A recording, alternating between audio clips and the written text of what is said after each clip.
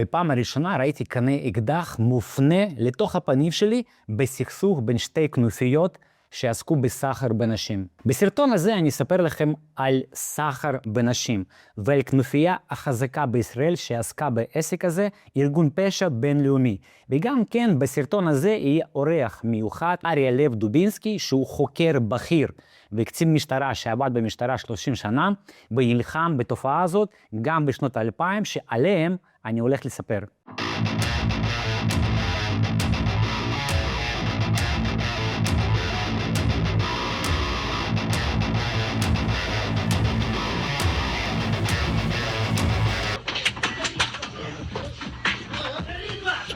אני אספר מה שקרה מאחורי הקלעים, על התופעה שהייתה נראית כתופעה רגילה לעין ישראלית בשנות ה-90 ועד לתחילת שנות ה-2000.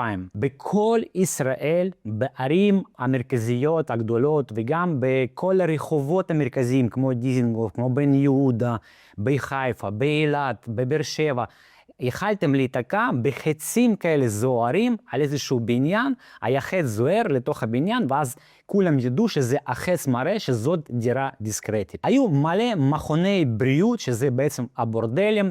בתחנה המרכזית הישנה זה בכלל היה מקום אחד, בורדל אחד גדול, ששם היו מאות אם לא אלפי מקומות של בורדלים, ויטרינות כאלה זוהרות, ובכל מקום כזה היו עשרות בנות שעבדו בזנות. כרטיסי ביקור היו זרוקים בכל הרחובות, באלנבי, בדיזנגוף, בכל מועדון לילה שהייתם יוצאים החוצה או בתוך המועדון, היו זרוקים כרטיסי ביקור ששם אתה יכלת להתקשר, היה עונה לך בחור והיו מביאים לך בחורה לאותו כתובת שהיית מזמין אותה.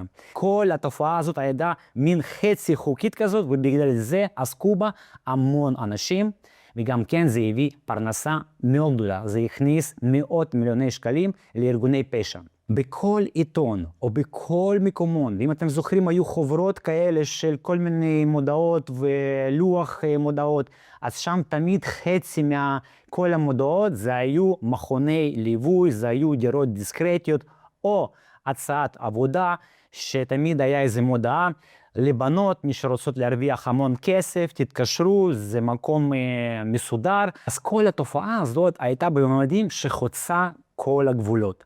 איך קרה כך שזה היה כל כך רחב ובכל מקום רק שאפשר לדמיין? הגעת פה לנקודה מאוד חשובה, ופה חשוב להדגיש שעד שנת 2000 במדינת ישראל לא היה חוק שאוסר סחר בבני אדם. זה מטורף להגיד את זה, מטורף לחשוב על זה, אבל זאת המציאות. בכל התופעה הזאת ובכל העסק הזה היו מועסקים אלפי אנשים, אולי עשרות אלפי אנשים. זה התחיל מארגוני פשע שעסקו ממש בסחר בנשים, שגייסו נשים ממדינות חבר העמים, הביאו אותם לישראל ואז פיזרו אותם בבורדלים ובדירות דיסקרטיות, ועד האנשים הרגילים הזוטרים שהיו כמאבטחים במקום, שהיו נהגים של המקום. כל העניין הזה העסיק המון אנשים. אצלי באותה תקופה באמת בתל אביב לא היה שום מבנה פנימי, ואני פשוט נסחפתי לעולם הפשע. כאשר אין מבנה פנימי, אין גבולות ברורים, אין כללים שמחזיקים אותך בחיים, הזרימה של החיים יכולה לקחת בן אדם לכל כיוון שהוא, לסמים, לפשיעה, להתפרקות טוטלית, כל מה שקרה לי. ואם הנושא הזה של המבנה הפנימי מעניין אותך, אני כבר מדבר על זה בערוץ הטלגרם שלי, ומי שמעוניין לדעת איך בונים את המבנה, את הגבולות שישמרו עליך בחיים, אז בבקשה תעבור לקישור בתגובה הראשונה או בתיאור לסרטון, ותצטרפו לערוץ הטלגרם שלי, ששם אני מעמיק בנושא הזה. ואני בלי לחשוב פעמיים פשוט זרמתי עם הזרם הזה לאן שהגורל תביא אותי. בגיל 21, כאשר הייתי כבר בערך שנתיים שקוע בתוך הפשע תל אביב, פשע רחוב, והייתי עסוק בעיקר בתרמית הכוסות ובכל מיני תחומים אחרים. את כל הסיפור על תרמית הכוסות ועל כנופיה הבוכרית שאני הייתי חלק ממנה בהפעלת הכוסות, אני כבר את כל זה סיפרתי בסרטון שיש אותו בערוץ, בבקשה מי שלא צפה, סרטון מאוד מעניין. ואז אחרי שהכנופיה הזו של התרמית כוסות היא התפרקה, אני כזה נשארתי לבד וחיפשתי מה לעשות. אני רוצה שתבינו שמי שעסק איכשהו בפשיעה, בעבריינות באותם שנים, במיוחד אם הוא דובר רוסית, תמיד היה לו מלא אנשים שהוא הכיר, מכון פה, מכון שם, הוא הכיר מלא בנות שהתעסקו בזנות. אנחנו יצאנו למועדונים, בחבורה שלנו תמיד היו כמה בנות שעבדו בזנות. היו לי כמה קשרים רומנטיים עם בנות שעבדו בזנות. היה לי חבר אחד שהוא היה מתאגרף והוא היה שומר באחד המכוני בריאות כאלה. והוא הציע לי לעבוד במקום שהוא עבד בו. כי הוא סיפר לי שהוא כבר עובר למוסקבה, והוא הכיר את האנשים שמפעילים את כל העניין הזה, הם לוקחים אותו לעבוד במוסקבה, והוא צריך מישהו במקומו הבטחה בתוך המכון. שאלתי אותו על עבודה, מה משלמים ומה עושים שם, הוא הסביר לי הכל, והוא אמר לי שזה מכון בריאות לא רגיל, שזה מקום מאוד מיוחד, ושם מחזיקים אותו אנשים מאוד רציניים. בדרך כלל כל המכונים האלה של תחנה מרכזית, זה היו מחזיקים בדרך כלל אנשים דוברי רוסית. המקום הזה החזיקו אנשים ישראלים. הוא הסביר לי את הכללים שאסור להיכנס ליחסים רומנטיים או מיניים עם בנות שעובדות בתוך המכון הזה. זה כלל ברזל שממש אסור לעבור אותו. היו משלמים שם 400 שקל למשמרת, זאת אומרת המאבטח הוא היה צריך להגיע רק בשעות הערב עד לסגירה שזה 6 שעות בערך, ו400 שקל בשנת 99 או 2000 זה היה משכורת די סבבה, ובדיוק אותה תקופה אני כבר חודש לא עבדתי בשום דבר ולא הייתה לי שום פרנסה, אז זה היה ממש פתרון טוב בשבילי, והתחלתי לעבוד במקום הזה. המקום הזה באמת הוא היה שונה מכל המקומות האחרים שראיתי, הוא היה מאוד מושקע ומשופץ. בתוך המקום הזה היה גם עוד קופאית ומנהלת, היא בעבר עבדה בעצמה בזנות, ואחרי שראו שהיא למדה עברית מהר וגם היו לה יכולות ניהוליות, אז קידמו אותה למנהלת. אז התחלתי לעבוד, והעבודה הזאת הייתה ממש קלה, הייתי צריך להעביר שם 6 שעות, בתוך 6 שעות האלה הסתכלתי טלוויזיה, אולי בכל התקופה שעבדתי שם בערך 6 או 7 חודשים, היו פעמים בודדות, 3 או 4 פעמים שהייתי צריך להרגיע קליינטים שיכורים, אולי רק פעמיים הייתי צריך ממש להפעיל כוח ולהביא למישהו מכות ולזרוק אותו מהמקום, אבל כל היום עבר שראיתי טלוויזיה, עשינו צחוקים עם בנות, אני שתיתי ספרייט וקולה מהבר, וככה עברה המשמרת. ולאט לאט התחלתי להבין מה זה העסק הזה בכלל ואיך הוא מופעל. מהשיחות עם הבנות, מהשיחות עם האחראית הזאת, גם בעל המקום נכנס כמה פעמים, אני ראיתי אותו כמה פעמים, היו לי גם שיחות איתו, התחלתי להבין לאיזה מקום הגעתי לעבוד. אפילו כשעבדתי בתוך המכון בריאות, אני עדיין לא ראיתי את הצד האפל של העסק הזה.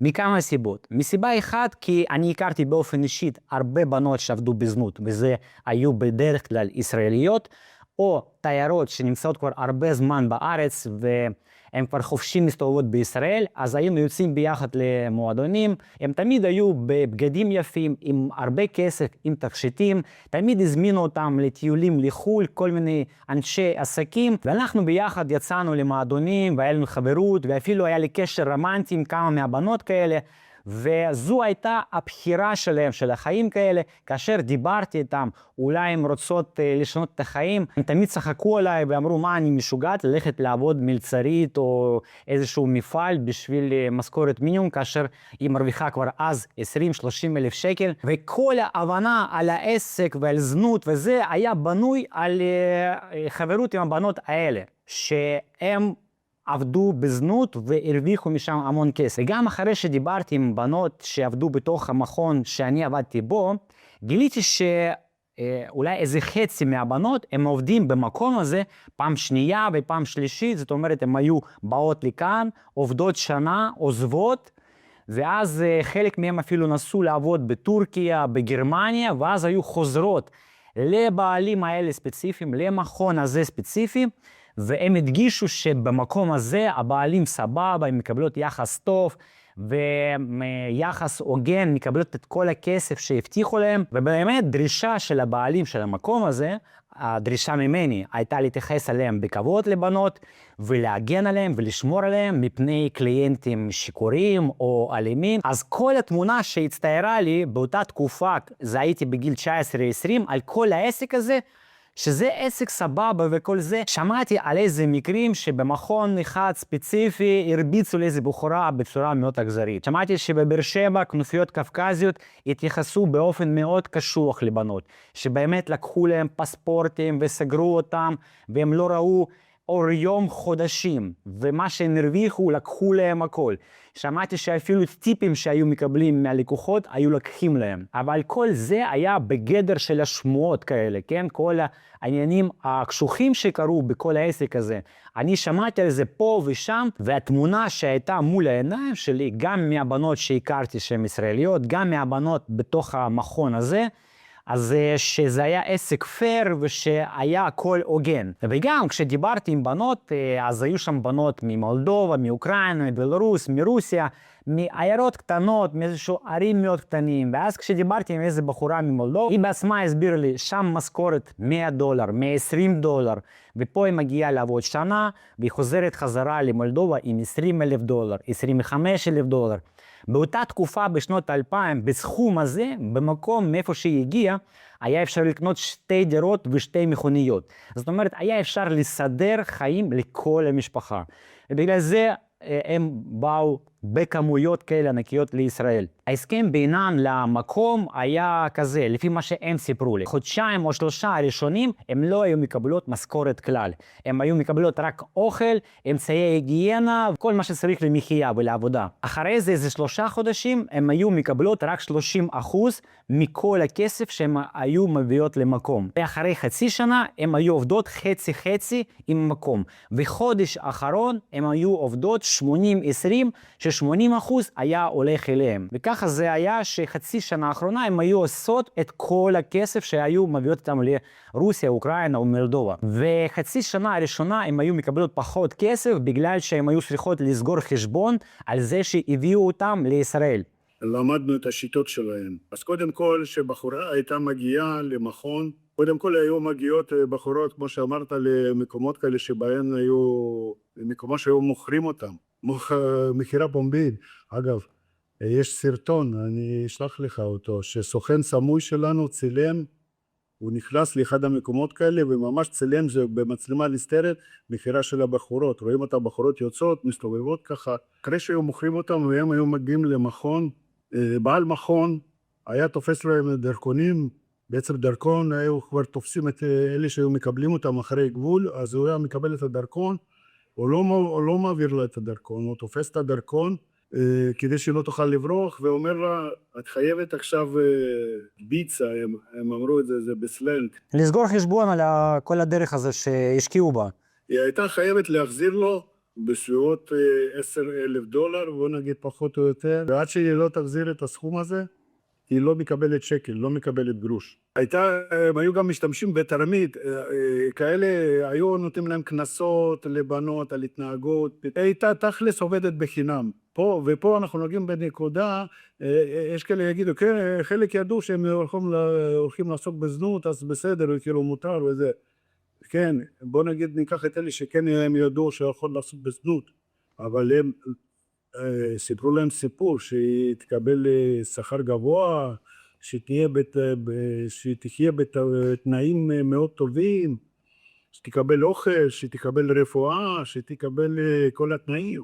וכשהייתה מגיעה למכון, היו תופסים לה את הדרכון, היא לא מקבלת שקל, היא עובדת כמעט 24 שעות כל הזמן שהמכון פתוח, רוצה, לא רוצה, חולה, לא חולה, מחזור, לא מחזור, היא חייבת לעבוד, לקבל כל לקוח שבא, אוי ואבוי, והנה לא תקבל איזה לקוח, היא תקבל קנס, במקרה טוב, וגם היו מוכרים לה סיפור כזה, תשמעי, כל המשטרה בכיס שלנו, זה היה אומר לסרסור הזה המקומי, היה אומר, המשטרה בכיס שלי, אם תרצי לברוח או לעשות משהו נגדי, זה לא יעזור לך. אם כן תעשי את זה, אז קודם כל המשטרה תחזיר אותך אליי, ואז תקבלי עונש מאוד כבד, כאילו לא משתלם לך. עכשיו זה היה מאוד עובד לבנות האלה, הסיפור הזה היה כי הבנות באו מברית המועצות, והם ידעו כמו ברוסיה, ששם בין משטרה לעבריינים, באותם שנים לא היה כל כך הבדל בכלל. כן, וגם כל המשטרה הייתה מושחתת. ובנות האמינו בזה. גם בנות היו רעות, לדוגמה, כמו שסיפרתי לך, עד שנות 2000, היינו עושים פשיטה, סוגרים מקום, חוקרים את בעל הבית, חוקרים את בנות, ומשחררים את כולם. אין מה לעשות עם זה. כי אתה לא יכול לעצור, אין חוק של סחר בבני אדם. ואז הוא היה חוזר למחרת, פותח מכון, אומר לו, את רואה? בעל המקום היה גר בצפון, הוא היה מהצפון. זה היה עבריין מזרחי טיפוסי, הוא היה בגיל קרוב ל-45, אני מדבר על שנות ה-2000, זאת אומרת, זה היה עבריין כזה old school של פשיעה הישראלית. הוא היה לבוש תמיד מותגים, שרשרת עבה פה, שרשרת עבה פה. אני יודע עליו שהוא ישב רוב חייו בבית סוהר על רצח, והוא היה אחראי על ביטחון של המקומות, זה לא מקום היחיד שהיה להם, הוא גם היה אחראי על מכירת בנות בתוך ישראל למקומות אחרים. אחרי זה התברר לי שהוא והשותף שלו הם היו הספקים הכי גדולים בישראל שהביאו את הבנות לישראל מברית המועצות על לשעבר. היה לו גם שותף, שזה בן אדם מאוד מוזר בשבילי. אני חשבתי שבכלל הוא עובד מודיעין לשעבר, איזה מוסדניק לשעבר, או עובד שב"כ לשעבר, מכמה סיבות. הוא היה מתלבש מאוד רגיל, חולצה, מכנס, משקפיים, הוא היה נראה כמו איזה פרופסור, כמו איזה מרצה. הוא לא דיבר כמו עבריין, הוא לא התנהג כמו עבריין, הוא תמיד נסע על רכבים קטנים, וזולים וישנים. גם כן, הוא היה האחראי על כל מה שקשור ללוגיסטיקה. הוא היה אחראי על כל המערכת של גיוס בנות ברוסיה, היה להם מרכז במוסקבה, היה להם הרבה משרדים בכל המדינות כמו אוקראינה, מולדובה ובלרוס, שם הם היו מגייסים את הבנות, מעבירים אותם למוסקבה. לרוב הבנות שהם היו מביאים לא היה להם אפילו דרכון, לא היה להם פספורט לטיסה לחו"ל, אז היו מארגנים להם, אחרי זה מעבירים אותם למוסקבה למקום מסוים, וכאשר הייתה נאספת קבוצה מספקת, אז הקבוצה הזאת עם הדרכונים החדשים הייתה עוברת למצרים, ממצרים דרך המדבר, בעזרת הבדואים בקרוואנים היו מגיעים לישראל בדרך לא חוקית. ועל כל התהליך הזה היה אחראי הבחור הזה. אני נקרא לו מוסדניק. הוא דיבר ברוסית, והוא דיבר ברוסית חלשה, זה לא שפת אם שלו, זאת אומרת, הוא למד רוסית. אז בגלל זה אני חשבתי שכל הסימנים האלה העידו לי על כך שהוא היה עובד מודיעין לשעבר. היה מקרה אחד שאותו נזכור לכל החיים, שכאשר הייתי במשמרת, פתאום נכנסים לתוך מכון בריאות שני בחורים קווקזים. כאשר הם נכנסו לתוך המכון, הבנתי שישר יהיו עכשיו בעיות. ישר קלטתי שזה עבריינים, הם התנהגו בצורה מאוד עבריינית, אני ישר קולט את כל הדיבורים ואת כל ההתנהגות. הם דיברו בחוצפה ובריונות, שאלו איפה בעלים. אני התקשרתי למוסדניק, במקרה הוא היה מאוד קרוב לאזור, הוא הגיע אחרי 5 דקות, והם התחילו להטיח בו. הם לא בדיוק הבינו לאיזה מקום הם הגיעו, הם לא הבינו שהם מתעסקים עם אנשים מאוד רציניים, והם התחילו לדבר איתו בחוצפה ובבריונות, ולהטיח בו שלפני שבועיים, מישהו מבאר שבע, איזשהו בעל של הבית בושת כזה, קנה אצלם 2 בחורות. בחורה אחת הייתה בהיריון, ובחורה שנייה היא ברחה בכלל אחרי כמה ימים מהמכון.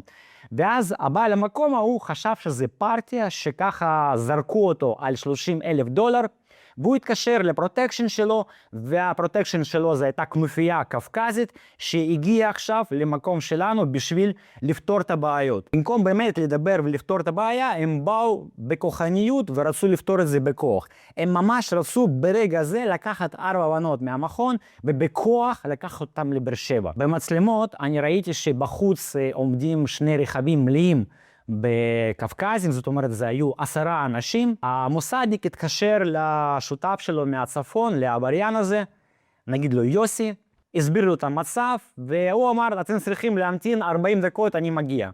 ואז פשוט היינו צריכים למשוך את הזמן 40 דקות. והמוסדניק הזה התחיל לדבר בווירטואוזיות, הוא מחשך את הזמן, שיחק אותה תמים, הוא אמר הנה כבר השותף שלי כבר מגיע, הוא יפתור לכם את כל הבעיות, אתם תקבלו את כל הפיצוי שאתם רוצים, פשוט משך את הזמן. אחרי 40 דקות אני ראיתי שהמרסדס של הבעל המקום הגיע. מהמרסדס יצאו 4 גברים ישראלים מזרחיים, קרחת, גופיות בוס, שרשראות, וכאשר הם יצאו מהרכב, הם שידרו ביטחון כזה שאני ישר הרגשתי מי כאן כוח האמיתי.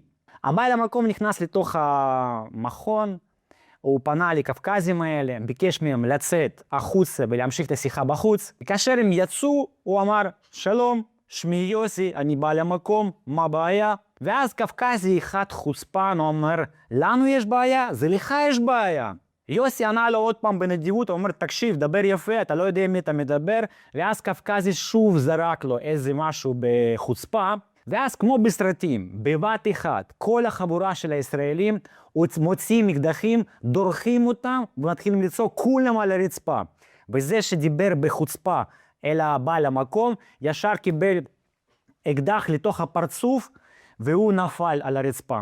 כל הבריונות והחוצפה שלהם נעלמו לחלוטין. הם כולם נפלו לרצפה, ואז פתאום קורה משהו שאני לא אשכח בחיים. פתאום אחד מהישראלים מפנה אקדח אליי, מתקרב אליי במהירות ולוחץ עם הקנה ככה פה לתוך העין, מתחת לעין שלי עם הקנה, וצועק לי, מה אתה צריך הזמנה מיוחדת? רד על הרצפה. פעם ראשונה ככה בחיים אני ראיתי אקדח שמופנה אליי, ולא רק מופנה, שהוא צמוד ולוחץ לי מתחת לעין. הרגשה מאוד לא נעימה. ואז במהירות המוסדניק קפץ כזה, בא אליו, הוריד לו את היד, אמר לו, תירגע, זה בחור משלנו.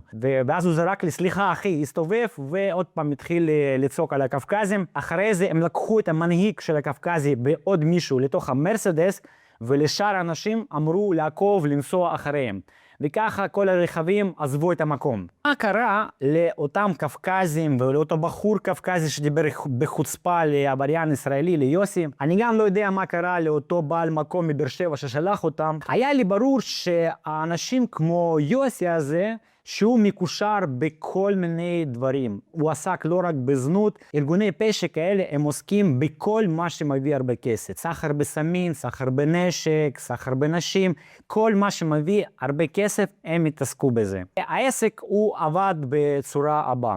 היו הרבה משרדים בכל המדינות חבר העמים, ששם היה גיוס של הבנות. היו מסדרים להם דרכונים, מעבירים את כולם למוסקבה, במוסקבה הם היו עוברים למצרים, במצרים דרך המדבר הם עוברים לישראל. אחרי זה היו מגיעות לתל אביב לאיזושהי דירת מסתור, ונמצאות שם בתוך הדירה כזאת, ואז היו מזמינים לשם בן אדם שהיה עושה תעודות זהות מזויפות.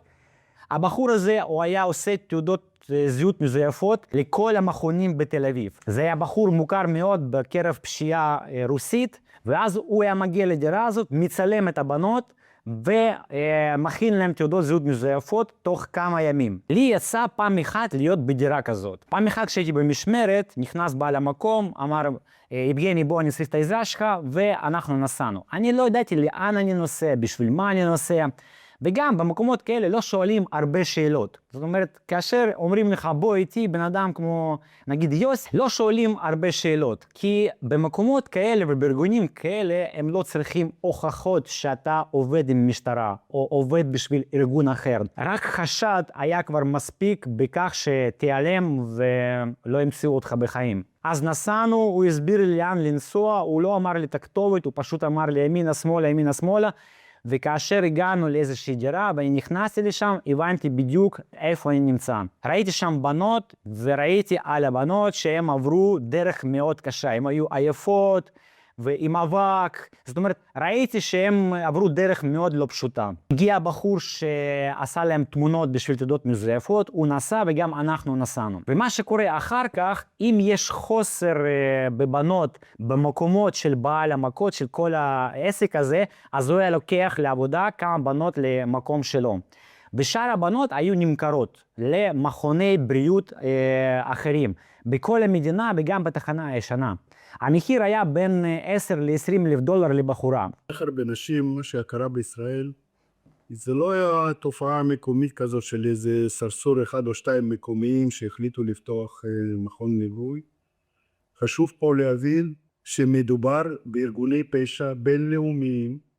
יש מישהו שמגייס את האנשים האלה בכל מיני מקומות רחוקים של ברית המועצות. המקומות במדינות האלה מאוד עניים, מקומות בכפרים כשאנשים קשי יום, איך אומרים, בחורות ממשפחות הרוסות. הם סך הכל חיפשו פרנסה, חיפשו כי המצב היה כלכלי, ברית המועצות גם ככה היה על הפנים. אז היו מגייסים את הבנות האלה, לחלקם אמרו שהם הולכים לעשות בזנות, לחלקם לא אמרו, היו כאלה שהם סיפרו להם סיפורים, הולכת לעבוד מלצרית, הולכת לעבוד עוזרת בית. היו מפרסמים בעיתונים מקומיים ברחבי ברית המועצות, היו מפרסמים מודעות על עבודה בחו"ל עם תנאים מעולים, עם משכורת גבוהה, בלי להתאר בדיוק את המצב. ואז כל הבנות האלה מסכנות שחיפשו עבודה, היו באים, נופלים על זה, אנחנו מדברים, זה הקצה של הארגון פשע הזה שמגייס את הבנות האלה. היו עושים להם בדיקות גופניות מאוד משפילות, בודקים מצב פיזי שלהם, והם מעבירים אותם למוסקבה. עכשיו שתבין עד כמה זה רציני הארגון פשע הזה, אנחנו טיפלנו, היו לנו פרשיות בינלאומיות, שאנחנו טיפלנו ביחד עם משטרות של מדינות אחרות, ואחד התיקים זה היה משטרת רוסיה. אחד האנשים הדומיננטיים בארגון, בסניף הזה של רוסיה, היה בן אדם שהוא היה פלקובניק גרו, זה איך אנחנו נתרגם את זה, הוא היה קצין בכיר, ארגון ריגול רוסי, צבאי, ומה הוא עשה? הוא השתמש בקשרים שלו, והיה מבריח את הבנות ממזרח הרחוק של רוסיה למוסקבה, במטוסי תובלה צבאיים, שתבין, במוסקבה היו כבר נציגים ישראלים, עוד פעם בנות היו עוברות עוד פעם בדיקות גופניות, ואז היו כבר מחלקים אותם פחות או יותר לסוחרי נשים, חלקם באירופה, חלקם בישראל.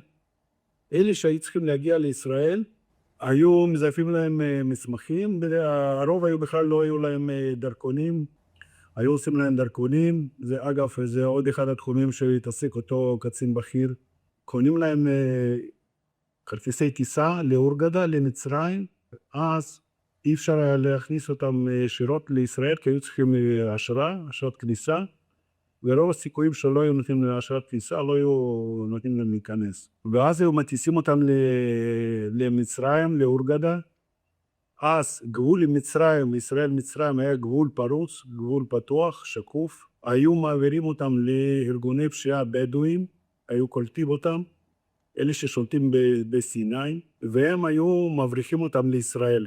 מביאים אותם לגבול ישראל, הדרך הזו הייתה לוקחת לפעמים שבועות, בנות היו נקלעות לסיטואציות מאוד קשות, זה גם תנאים קשים במדבר, לפעמים לדוגמה יש איזושהי פעילות של צה"ל בגבול, אז הם לא יכולים לעבור גבול, ואז הם היו נתקעים, ובנות סיפרו סיפורים מאוד קשים, היו מכניסים אותם לבורות, משאירים אותם ימים, זורקים אולי איזה פיתה 2 לכמה בנות, זורקים להם איזה בקבוק מים אחד ותסתדרו.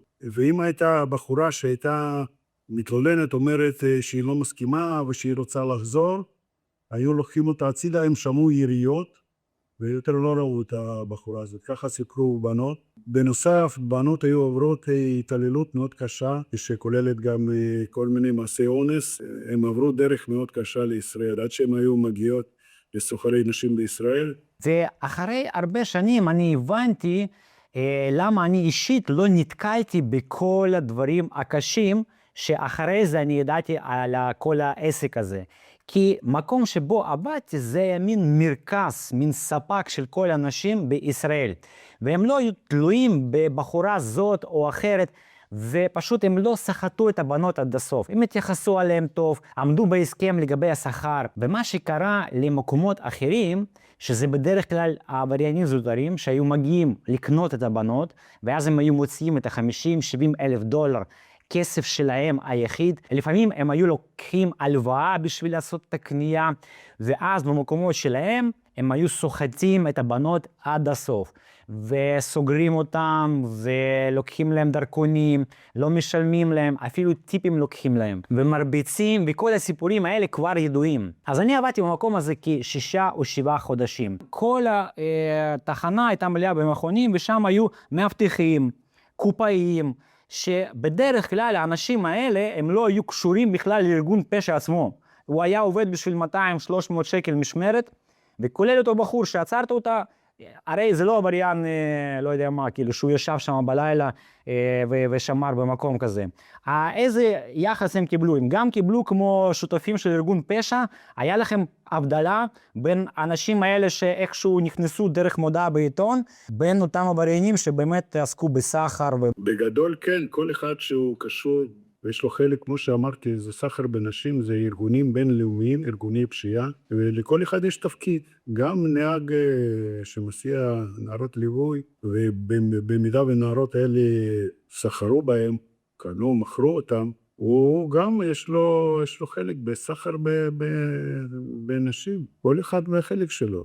הוא היה נעצר, רוב הסיכויים שהוא היה נעצר גם עד תום ההליכים, ואז כבר בית משפט מחליט מה החלק שלו. אבל כן, הוא יכל להסתבך מאוד בקלות. לקבל בפועל מאסר, נהג רגיל יכל לקבל מאסר בפועל.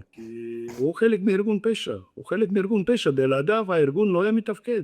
מה זה ארגון פשע? ארגון פשע זה אנשים שנמצאים למעלה, שמנהלים את הארגון, ויש את האנשים שלמטה, נקרא להם חיילים. ובתקופה שאני עבדתי שם, כבר נכנס החוק על סחר בנשים, שלפני זה היה, כל זה היה מין חוקי אפילו, אז כאשר נכנס החוק, אז התחילו באמת להילחם בתופעה, התחילו להיות פשיטות בכל מיני מקומות.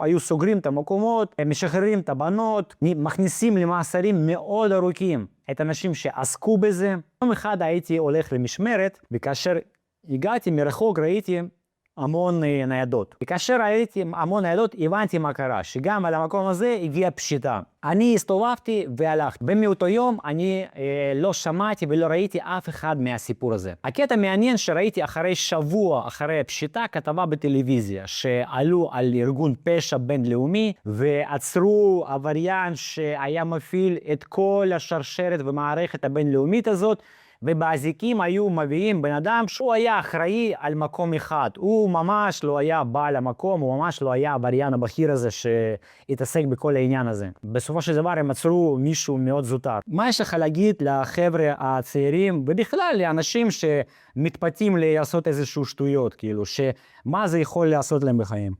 אין מתנות בחינם, איך אומרים? אין מתנות, אין כסף קל, אין מתנות בחינם. כדי להצליח בחיים, צריך לעבור דרך מורכבת, ללמוד, לעבוד. טעות, על כל טעות שהם עושים הם יכולים להסתבך ולשלם ביוקר. אין דרך קלה. זה הכל אחר כך יוצא מאוד קשה, וזה גם הורס את החיים, זה גם, אתה יודע, זה פוגע בעתיד של בחור צעיר. זה פוגע. אני, בימ"ר תל אביב, ישבתי, חקרתי אנשים מפשע הישראלי הכי גדולים שאתם שומעים עליהם. של ארגוני פשע הכי גדולים שאתם יכולים לדמיין, אני לא אגיד עכשיו שמות, אבל באזור תל אביב, בוא נגיד ככה, ולא רק באזור תל אביב, באזור המרכז, חקרתי, ישבתי איתם, דיברתי איתם, בתור חוקרים היינו מקבלים דוחות מודיעין על האנשים האלה, ולמדתי שאפילו האנשים הכי גדולים שהגיעו לראש הפירמידה של הפשע, יש להם חיי גיהנום. זה רק נראה שהם נוסעים, אתה יודע, ב-BMW, כאלה עם שעון זהב, לא יודע. הם חיים חיי גיהנום. הוא הולך ברחוב, הוא כל הזמן מסתכל לימינה לשמאלה, הם כולם מאוימים, הם כולם מסוכסכים. כל אופנוע שעובר, כל רכב שעובר, הוא פתאום קופץ, הוא לא יכול לשבת במסעדה ברגוע, בניחותא, כמו שאני ואתה יכולים לשבת, אתה מבין? עם משפחה, עם ילדים. חיי גיהנום יש להם. אף אחד מהם לא יושן בשקט. אני רוצה להשלים את דבריך ולהגיד מהמקום שלי שאני הייתי בצד השני של התופעה הזאת. אולי כשנכנסת לאותו מכון, אני הייתי במקום אחר, שאני לא מכיר אנשים שבסופו של דבר לא שילמו את המחיר. אני מכיר את כל החבר'ה שהיו איתי אז, שאני הכרתי אותם, הם סיימו במאסרים ארוכים, הרגו את הבריאות שלהם, חלק מהם נרצחו, חלק מהם נפלו לסמים, ומתו בסמים, כולל אותי, שאני בסופו של דבר התרסקתי לסמים, ועד כדי כך שהייתי מזריק והייתי דר רחוב. פשוט בנס יצאתי מזה, ובסוף איכשהו שיקמתי את החיים, אבל על הטעות הזה כל אחד משלם מחיר כבד, הרבה פעמים שאי אפשר לחזור אחורה. אי אפשר אחרי זה להחזיר את הבריאות, להחזיר את כל השנים. עדיף לעבוד בעבודה ישרה, להרוויח כסף נקי, ללמוד, לראות כל מיני תוכן שהוא יפתח אותך, לבנות מבנה אישי, איך לבצע משימות, איך להתפתח ולהגיע בדרך המלך לאיזשהם תוצאות. כל עבריינות וסמים בסופו של דבר יביאו אותך או לקבר, או לכלא, או תהיה על כיסא גלגלים. אחד משלושת הדברים האלה. אריה, אני מודה לך מאוד על זה שהגעת והתארחת בערוץ. זה מאוד מחמיא לערוץ שלי, שחוקר בכיר, נותן את הפרספקטיבה ונותן את המידע, כאילו את האינפורמציה מהמאבץ של המשטרה. תודה רבה לך על השירות, ואני באמת מכבד אנשים כמוך, ותודה רבה לך. בכיף. אין דבר מקומם יותר מדיכוי נשים וכפייתן לזנות וניצול אכזרי של מצוקה אנושית או ניצול עובדים זרים נטולי מעמד וזכויות. זו התמודדות שאינה קלה, היא תובעת אומץ, התמדה ונחישות. כי עוסקים בסחר בבני אדם עם חלק המין האנושי, וברובם עבריינים אלימים ומסוכנים, בריוני סכין ואגרוף, הקשורים בכנופיות ובארגוני פשע. נשיא המדינה ובשמה, אני מודה לכם מקרב לב.